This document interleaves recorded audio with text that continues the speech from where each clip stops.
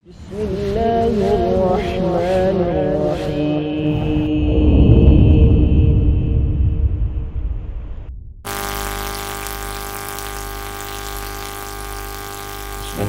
wassalatu wassalamu ala rasulillah Muhammad bin Abdillah wa ala alihi wa sahbihi wa tabi'in wa ba'd.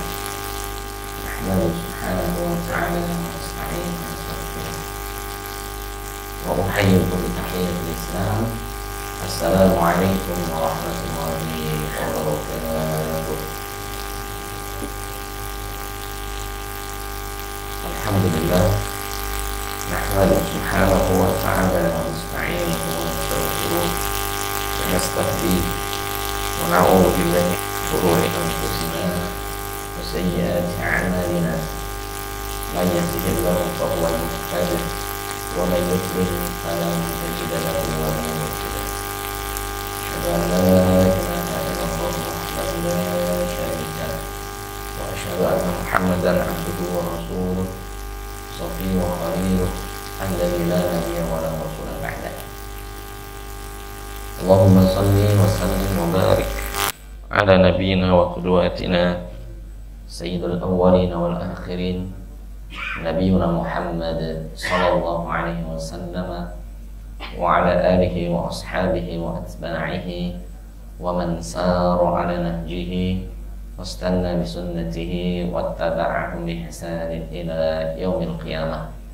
Amma ba'd, wa laqad qala Allah tabaraka wa ta'ala fi kitabil aziz ba'da a'udzu billahi minasy syaithanir rajim. Ya ayyuhalladzina amanu taqullaha, wahai orang-orang yang beriman, bertakwalah kepada Allah Subhanahu wa ta'ala haqqa tuqatih, dengan sebenar-benarnya ketakwaan. Wa la tamutunna illa wa antum muslimun, jangan sekali-kali kita wafat kecuali dalam kondisi iman, Islam, menyerahkan diri hanya kepada Allah Subhanahu wa ta'ala. Wa qala ta'ala wa tazawwadu fa inna khairaz zadi taqwa, dan teruslah berdoa, teruslah mencari bekal di dunia ini.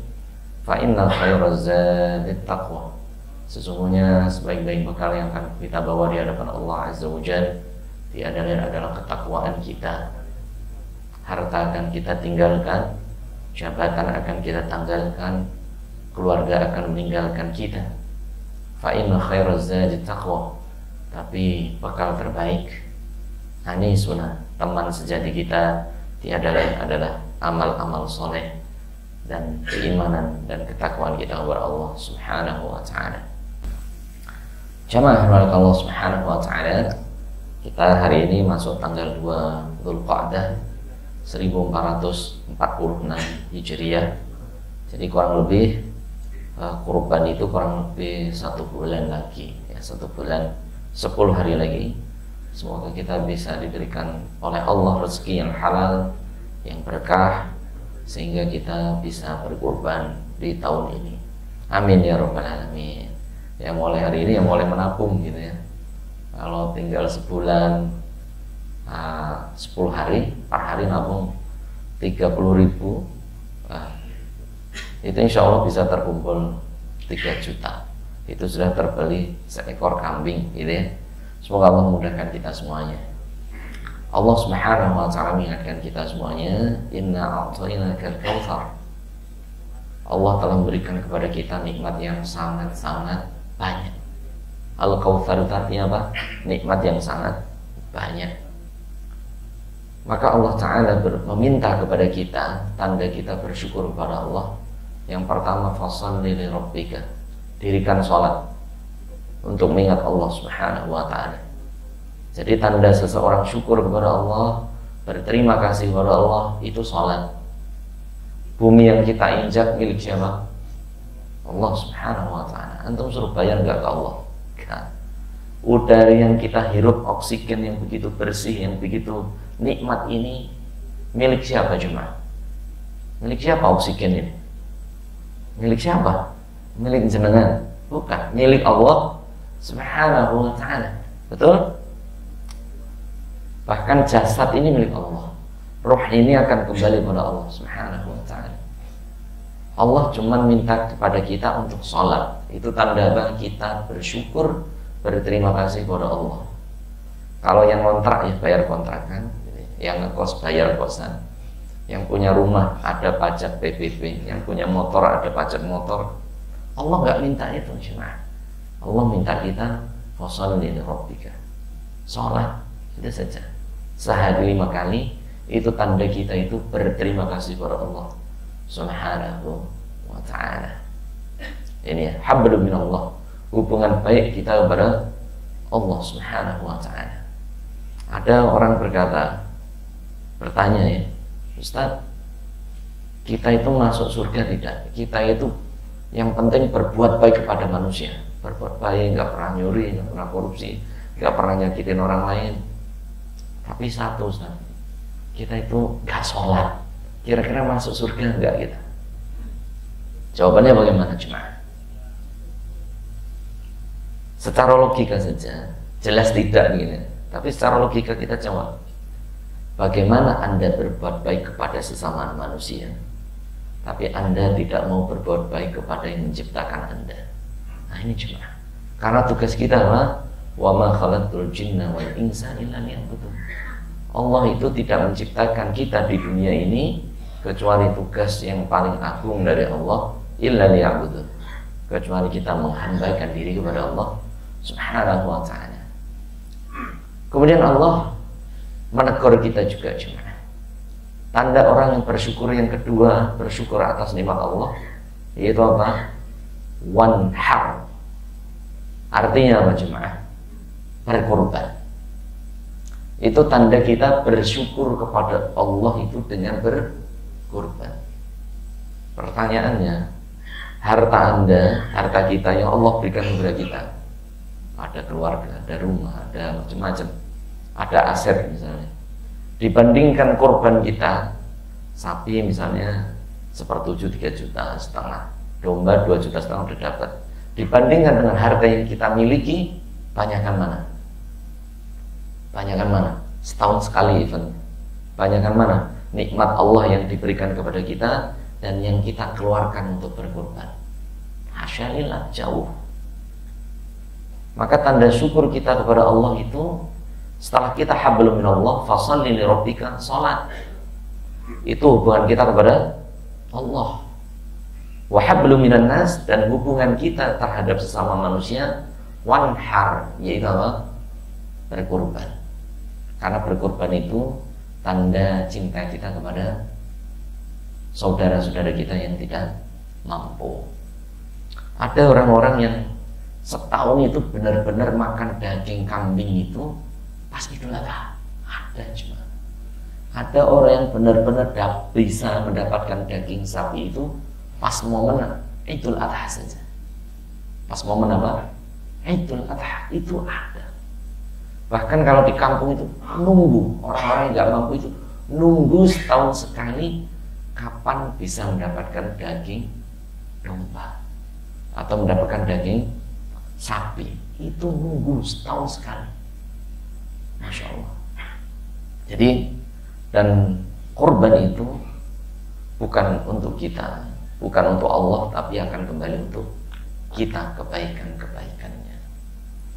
Ya, agar lebih semangat jemaah Allah Subhanahu wa ta'ala, Allah mengingatkan kita di surat Al-Maidah, ya, surat keberapa Al-Maidah? ke-5. Jadi jemaah Allah Subhanahu wa ta'ala, ketika ada seorang santri atau siapapun sedang masuk surat ke-5 Al-Maidah, itu terdiri dari 120 ayat. Ketika masuk ayat yang 26, itu ayatnya bacanya susah, ngapalnya apalagi mempraktekannya. Rupanya ayat itu ayat apa cuma? Korban. Jadi ada santri yang dia belum tahu artinya, nggak tahu arti surat Al-Maidah ya 26. Jadi anak ini bertanya, Ustaz, kenapa kalau ngapal ayat ini kok susah bener satu halaman ini? Terutama ayat 26 sampai ayat 30, susah sekali. Ini para ulama menyebutkan bahwasannya di surat Al-Maidah ayat yang paling susah dibaca. Panjenengan kalau membaca ayat ini sebelum dikoreksi itu pasti salah. Yang kedua, ngapalnya susah juga, apalagi mempraktekkannya. Rupanya ayat ini adalah ayat apa jemaah? Kurban. Ayat apa Pak? Kurban. Prakteknya susah, betul atau tidak? Betul. Kita bisa beli handphone untuk anak kita, bisa beli apa tuh skincare untuk istri kita, misalnya bisa beli ini, bisa beli itu. Tapi mendekati hari raya kurban, kita semuanya seolah-olah jadi miskin. Jadi apa Pak? Jadi miskin. Betul itu jemaah. Bahkan kita itu kadang banyak yang nyiapin areng dan tusukan doang, belinya areng dan tusukan, bukan beli dagingnya. Ya. Kenapa? Karena syaitan itu sama sekali tidak ridho, tidak mau hamba Allah ini berkurban. Maka digoda bagaimana agar kita itu tidak bisa berkurban dan tidak mau apa? Berkurban. Karena orang yang berkurban itu, kurban itu artinya apa jemaah? Qarraba yuqarribu qurbanan. Jadi ibadah yang artinya mendekatkan diri kepada Allah dengan sedekat-dekatnya itu hanya kurban. Misalnya as-sholatu artinya berdoa, as-siyamu artinya menahan haus dan lapar, puasa begitu. Al-hajju artinya memakmurkan Masjidil Haram. Gitu jemaah. Tapi satu-satunya ibadah yang artinya mendekatkan diri kepada Allah dengan sedekat-dekatnya artinya yaitu adalah apa? Kurban. Kurban artinya apa? Qorib, sangat dekat kepada Allah Subhanahu wa ta'ala. Jadi syaitan itu tidak akan pernah ridho ketika seorang anak Adam itu mau berkurban. Sehingga bukan hanya kurban itu kepada Nabi Muhammad SAW, tapi juga kepada Nabi Ibrahim diperintahkan, bahkan kepada seluruh Nabi, bahkan kepada Nabi pertama yang diciptakan itu Nabi siapa jemaah? Adam alaihissalatu wassalam. Jadi pensyariatan kurban itu sejak zaman Nabi Adam, bukan Nabi Ibrahim, bukan Nabi Muhammad SAW, tapi semenjak Nabi manusia pertama diciptakan itu sudah diperintahkan untuk berkurban. Itu surah Al-Maidah ayat 26 dan 27. Allah Ta'ala berfirman, "Watlu 'alaihim naba'a bani Adam bil haqq idh qarraba qurbanan fatuqabbala min ahadihima wa lam yutaqabbal min al-akhar qala la'aqtulannak qala innama yataqabbalu Allahu minal muttaqin." Watlu alaihi, wahai Muhammad, bacakan kepada umat engkau naba abnai Adam, dua kisah anak Adam, yaitu Habil dan Qabil. Idh qarraba, ketika mereka mendekatkan diri kepada Allah kurbanan, dengan apa? Berkurban. Fatuqabbala min ahadihima wa lam yutaqabbal min al-akhar. Salah satu kurban dari anak Nabi Adam, Qabil dan Habil diterima, satunya lagi tidak diterima. Innama yataqabbalu minal muttaqin. Yang diterima adalah kurbannya orang yang bertakwa saja, yaitu kurbannya siapa? Habil. Adapun kurbannya Qabil tidak diterima oleh Allah. Ya. Jadi kita harus benar-benar ini jemaah, ketika mau berkurban itu untuk Allah, itu hartanya harus yang halalan thayyiban, yang suci, yang baik. Karena Allah, innallaha thayyibun la yaqbalu illa thayyiban. Allah itu zat yang baik, tidak akan mencintai kecuali yang baik dan halal. Ketika iPhone Pro Max 16 muncul, itu kan semangat untuk beli. Mimpi siapa yang pengen beli, iya enggak? Pas kebeli sudah Kesenangan itu sehari, 2 hari, 3 hari pudar. Tapi kalau kita berbagi dengan sesama, maka kesenangan itu akan kita bawa sampai mati, bahkan sampai bertemu Allah Subhanahu wa ta'ala. Makanya kalau yang jarang sedekah itu cepat darah tinggi. Jadi sering-seringlah berbagi, karena itu akan menimbulkan rasa bahagia, yang rasa bahagia itu tidak tertandingi dengan kita mendapatkan perkara dunia. Nah, ini jemaah. Jadi kurban itu sejak zaman Nabi siapa? Adam alaihi salatu wassalam. Diterima kurbannya Habil karena berkurban dengan yang terbaik dan yang dengan harta halal. Adapun Qabil dengan kurban yang jelek, maka tidak diterima oleh Allah Subhanahu wa ta'ala. Begitu juga ketika kita merasa berat untuk kurban. Ingat kisah Nabi Ibrahim alaihi assalatu wassalam. Nabi Ibrahim itu berdoa kepada Allah di surat Shafat ayat 99, 100 sampai 107. Itu Nabi Ibrahim itu berdoa kepada Allah, Rabbi habli minas sholihin. Ya Allah, berikan aku keturunan yang soleh. Keturunan apa Pak? Yang soleh. Dan Nabi Ibrahim itu berdoa selama kurang lebih 60 tahun.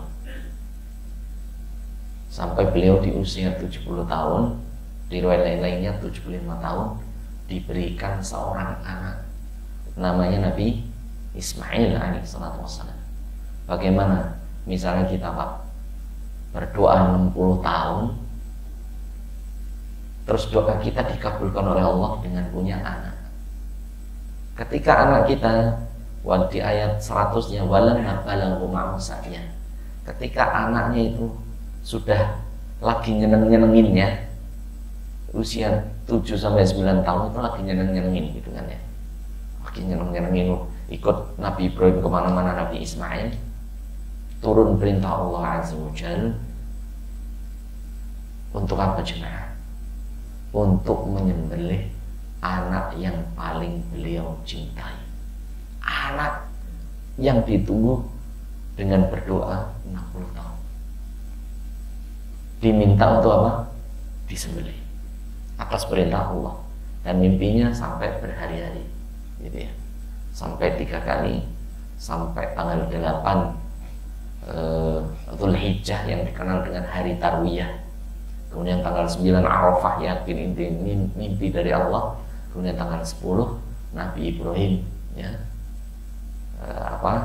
meletakkan leher Nabi Ismail salatu wassalam, kemudian Nabi Ibrahim mau menyembelihnya, kemudian di ayat selanjutnya sudah sabar Nabi Ismail, ikhlas Nabi Ibrahim ketika mau menyembelih, wa fadainahu bidzibhin adzim, langsung Allah ganti Nabi Ismail dengan sembelihan domba. Masya Allah. Jadi kita ketika merasa berat untuk kurban, ingat kisah Nabi Ibrahim alaihissalatu wassalam. Bagaimana seandainya Nabi Ibrahim jadi menyembelih Nabi Ismail, maka menjadi syariat kita itu akan menyembelih anak pertama kita. Seandainya jadi syariat. Tapi untuk Allah ganti dengan seekor domba. Artinya apa? Nabi Ibrahim itu sudah berdoa 60 tahun baru diijabah oleh Allah dengan mempunyai anak yang paling ditunggu-tunggu oleh beliau dan Hajar alaihissalam yang begitu dia cintai. Maka apa yang paling dicintai diminta oleh Allah Azza wa Jalla. Ini jemaah ya. Jadi kurban itu tanda dekatnya seorang hamba kepada Allah Subhanahu wa ta'ala. Bagaimana dengan kurban? Dengan harta, mohon maaf, dari harta yang tidak halal, maka hukumnya tertolak kurban tersebut. Hukumnya apa? Tertolak. Walaupun orang ini nyembelih 100 unta, 100 sapi, 1000 domba, tapi kalau bersumber dari harta yang haram, maka tidak diterima oleh Allah Subhanahu wa ta'ala. Rasulullah SAW beliau bersabda, Innallaha thayyibun la yaqbalu illa thayyibah. Sesungguhnya Allah adalah zat yang suci, zat yang bersih. La yaqbal, Allah tidak akan menerima illa thayyibah, kecuali hal-hal yang suci dan baik.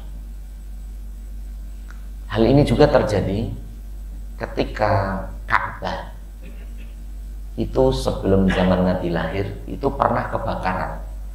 Jadi Ka'bah itu sebenarnya Hijr Ismail itu yang depan itu apa namanya?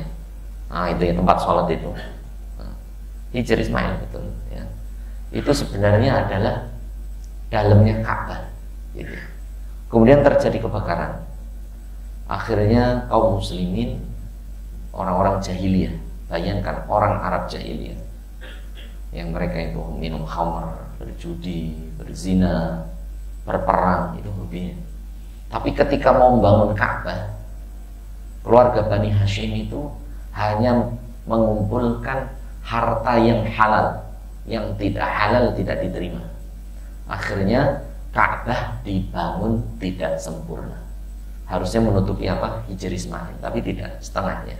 Maka orang-orang yang sholat di Hijr Ismail itu boleh ngadep kemana saja, boleh ke sana, boleh ke sini, boleh ke situ, boleh ngadep Ka'bah, karena hukumnya adalah hukum seolah-olah sholat di dalam Ka'bah. Kenapa orang-orang jahiliyah membangun Ka'bah itu tidak sempurna? Karena mereka membangun dengan harta yang halal saja. Ada orang yang hartanya banyak tapi dia tidak tahu haram, dia tidak pergunakan untuk membangun Ka'bah. Gitu jemaah. Bagaimana orang-orang jahiliyah, orang-orang yang awam agama saja tahu ketika itu untuk Allah, ketika itu untuk dinul Islam, agama Allah Subhanahu wa ta'ala, walaupun mereka jahiliyah, mereka tetap memilih untuk harta yang halal karena berharap diterima oleh Allah Subhanahu wa ta'ala. Apalagi kita orang-orang yang beriman kepada Allah Subhanahu wa ta'ala. Dan Allah Ta'ala berfirman di surat Al-Hajj ya, Allah Ta'ala berfirman, la yanalallaha luhumuha wala dima'uha walakin yanaluhu taqwa minkum. La yanalallaha luhumuha, sesungguhnya daging kurban kalian tidak akan sampai kepada Allah. Wala dima'uha, begitu juga darah kurban kalian tidak akan sampai kepada Allah. Walakin yanaluhu taqwa minkum, tapi Allah ingin membuktikan siapa sih yang paling bertakwa kepada Allah Subhanahu wa ta'ala ya. Jadi orang-orang yang bertakwa saja, itulah yang diterima ibadahnya oleh Allah. Allah tidak butuh daging kurban kita, Allah tidak butuh darah kurban kita ya. Daging itu kita bagikan ke fakir miskin, darah kurban itu haram dimakan, cukup dikubur gitu ya. Dan yang Allah ingin buktikan adalah ketakwaan kita kepada Allah Subhanahu wa ta'ala, kepada Allah Subhanahu wa ta'ala. Jadi iman itu yang selanjutnya adalah tanda ketakwaan seorang hamba kepada Allah Subhanahu wa ta'ala.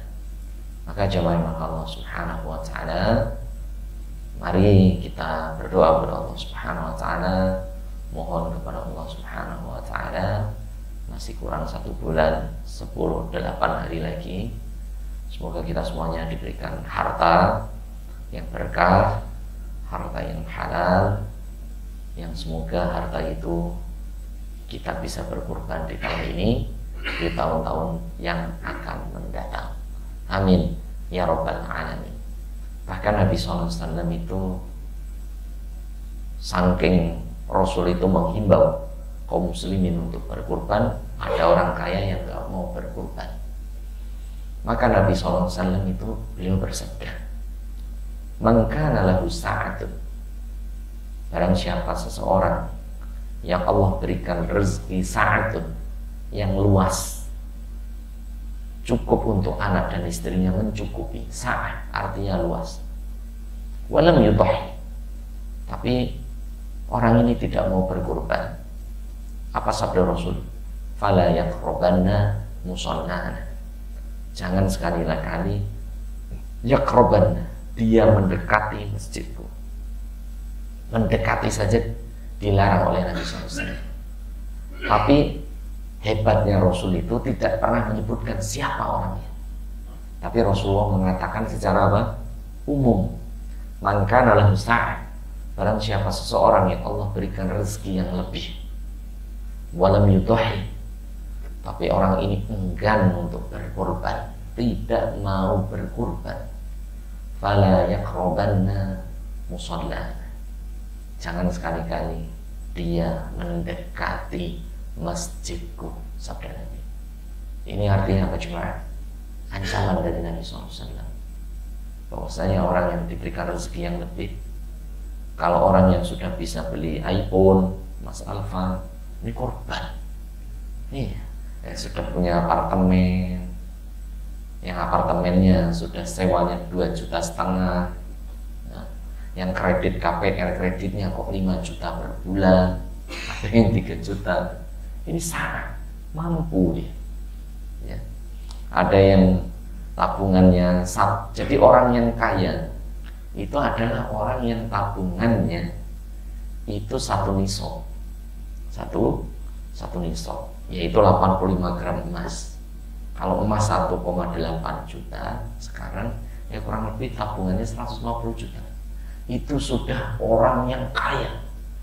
Itu Imam Abu Hanifah mengatakan hukumnya wajib, sebagaimana orang yang kaya wajib mengeluarkan zakat setahun sekali.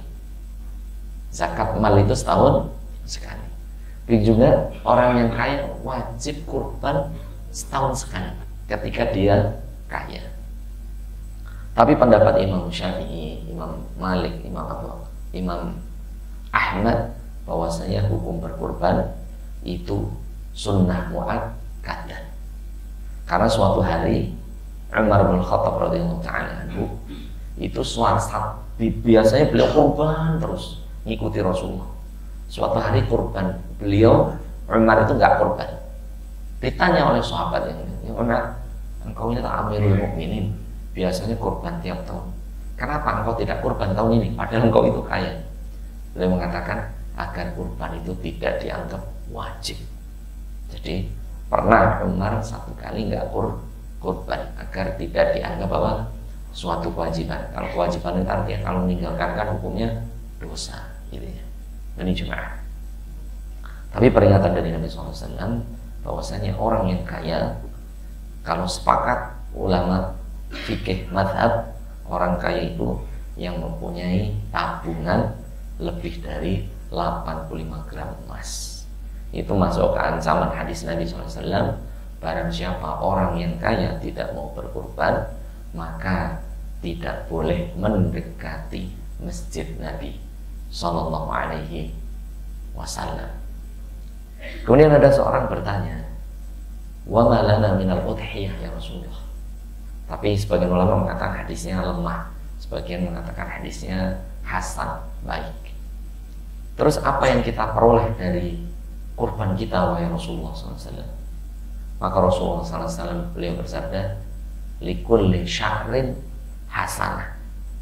Satu rambut kurban kalian itu satu kebaikan, dan satu kebaikan dilipat gandakan menjadi 10.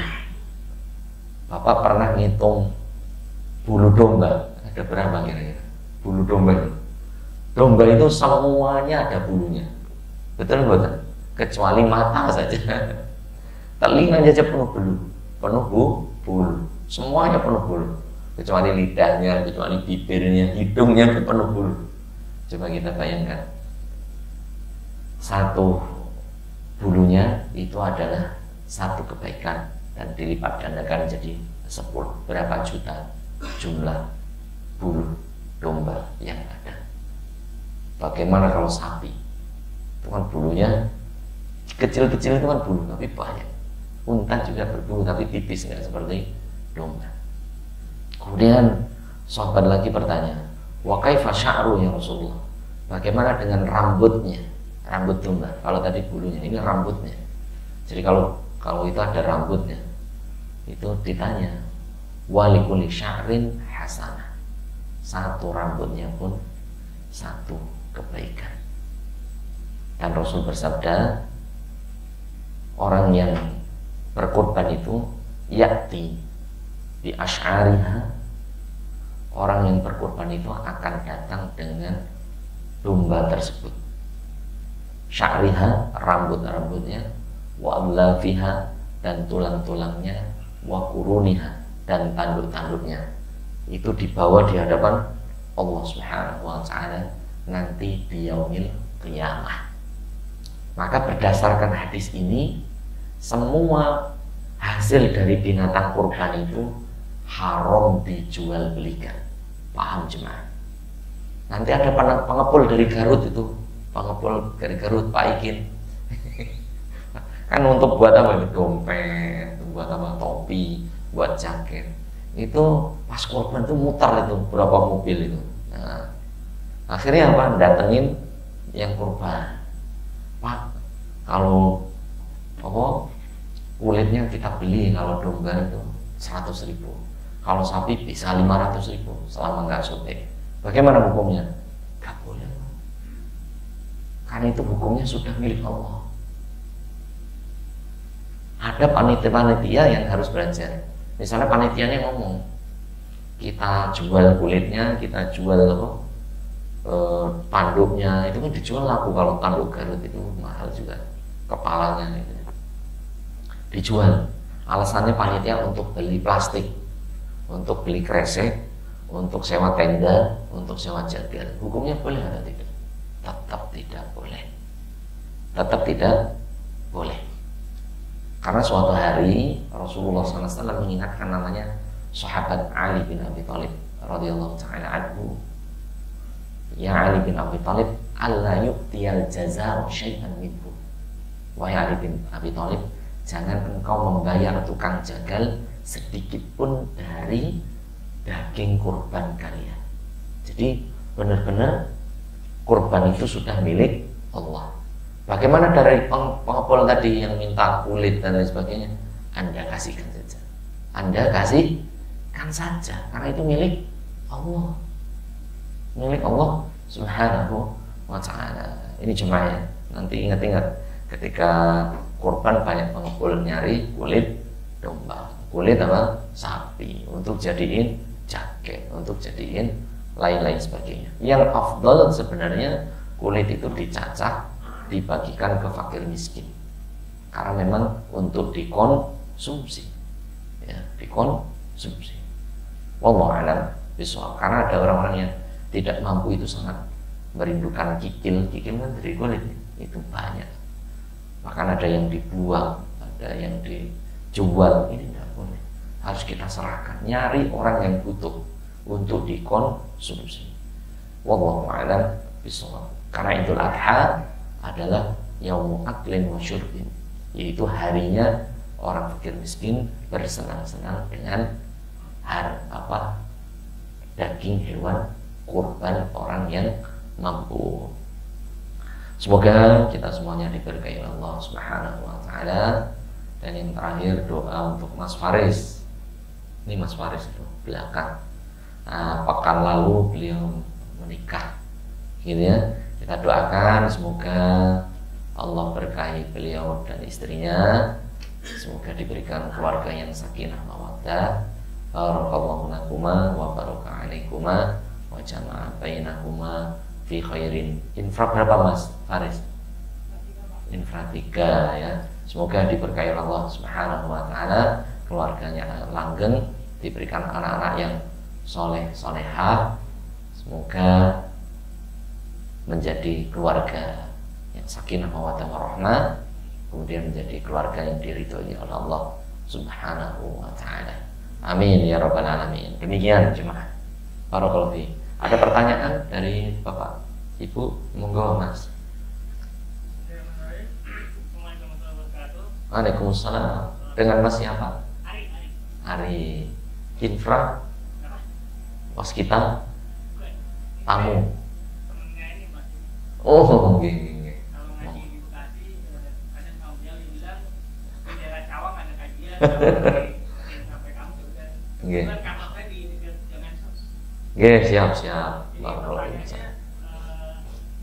kadang-kadang buat ini panitia-panitia bersama mahasiswa itu mereka patungan misalnya 100 orang, 20 orang terus beli domba misalnya gitu dari 10.000 jadi juta kan. Nah itu kan setahu saya bukan kurban kan karena maksimal kan 1-2 orang ini kan banyak orang terus alasannya buat belajar menuju kurban atau untuk sedekah itu bagaimana hukumnya. Yang kedua bagaimana dengan orang yang memang kiranya mampu nih sebenarnya misalnya gajinya UMR atau jasa UMR tapi dia punya hutang misalnya puluhan juta atau belasan juta sehingga ada pilihan nih bayar hutang dulu atau kurban dulu nih. Masya Allah. Terus kan Barakallahu fiik Mas Ari, jazakallahu khairan. Pertanyaan pertama, bagaimana kasus sekolah atau pesantren atau mahasiswa yang mereka berkurban tapi iurannya 100 orang, bisa lebih dari 7 istilahnya ya. Kalau domba kan 1, sapi itu 7, unta itu 10, itu batas maksimal iuran ya, 7 orang atau 7 asnaf. Bagaimana kalau jumlahnya lebih? Maka itu secara fikih bukan terhitung kurban, tapi terhitung sedekahul lahmi atau sedekah daging kurban di hari raya kurban ya. Sedekah kurban di hari raya kurban boleh tidak? Hukumnya boleh untuk latihan sedekah ya. Sebagaimana di SD atau pesantren anak saya iuran 100.000 dikali misalnya 100 santri ya. Terkumpul ya kurang lebih 10 jutaan gitu ya, untuk dibelikan 3 domba gitu ya. Kemudian dikonsumsi untuk internal pesantren, selebihnya untuk masyarakat sekitar. Itu untuk latihan berkurban. Tapi hukumnya bukan kurban, karena kurban itu sudah ada ketentuannya secara syariat sesuai dengan sabda Nabi SAW bahwasannya likulli syatin, satu domba itu lahu wa li ahlihi, untuk satu keluarga. Jadi satu keluarga. Jadi bukan digilir tahun ini anak pertama, tahun besok anak kedua, tahun besok ketiga. Sunnahnya Nabi yang menyembelih itu ayahnya atas nama bapaknya untuk semua keluarganya, begitu ya.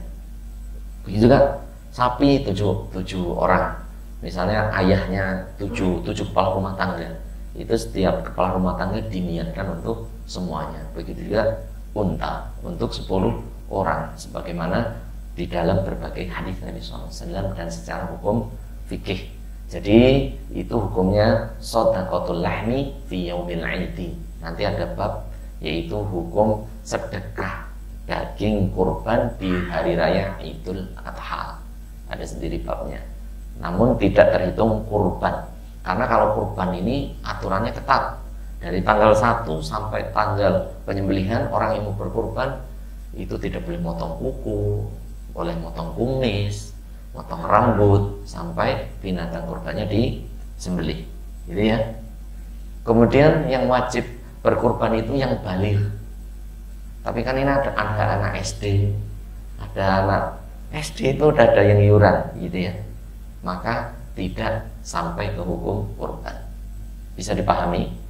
Kalau sedekah kan itu boleh, anak kecil boleh sedekah.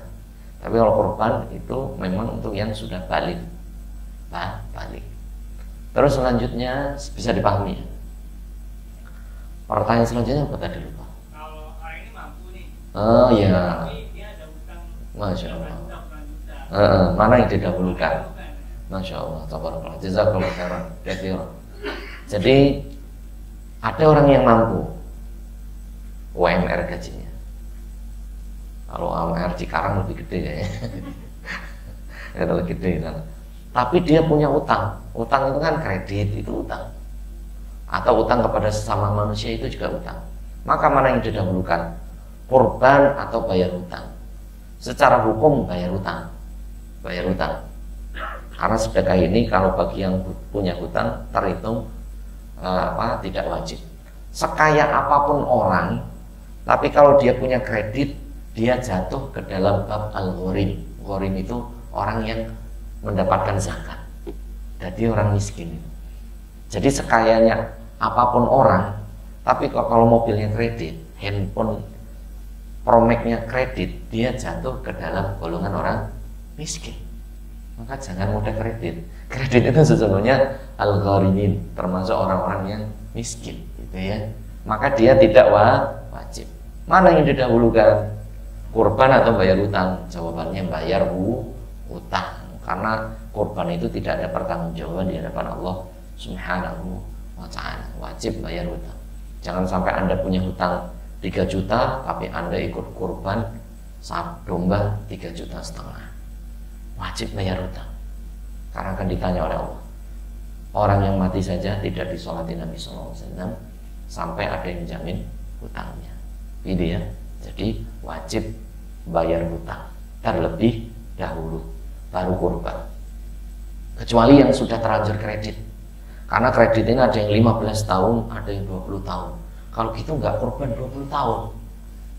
Maka di dalam bab dainul muqassad atau hutang yang ada atau dikenal dengan kredit, ini dibolehkan untuk tetap berkurban. Iuran boleh, karena dia hutangnya muqassatan, artinya apa? Selama beberapa tahun yang ditaksid itu dikredit, itu maka boleh. Tapi kalau hutangnya tidak ada bisa dikredit, maka dia jangan kurban tapi bayar hutang terlebih dahulu, dan bayar hutang itu lebih diutamakan daripada berkurban. Wallahu a'lam bishawab. Bisa dipahami? Semoga menjadi ilmu yang bermanfaat. Kalau ada kebenaran dari Allah Azza wa Jalla, kalau ada kesalahan dari saya pribadi, kita akhiri dengan baca hamdalah. Alhamdulillahirabbil alamin. Kita tutup dengan doa kafaratul majlis. Subhanakallahumma wa bihamdika asyhadu an la ilaha illa anta astaghfiruka wa atubu ilaika. Wassalamualaikum warahmatullahi wabarakatuh.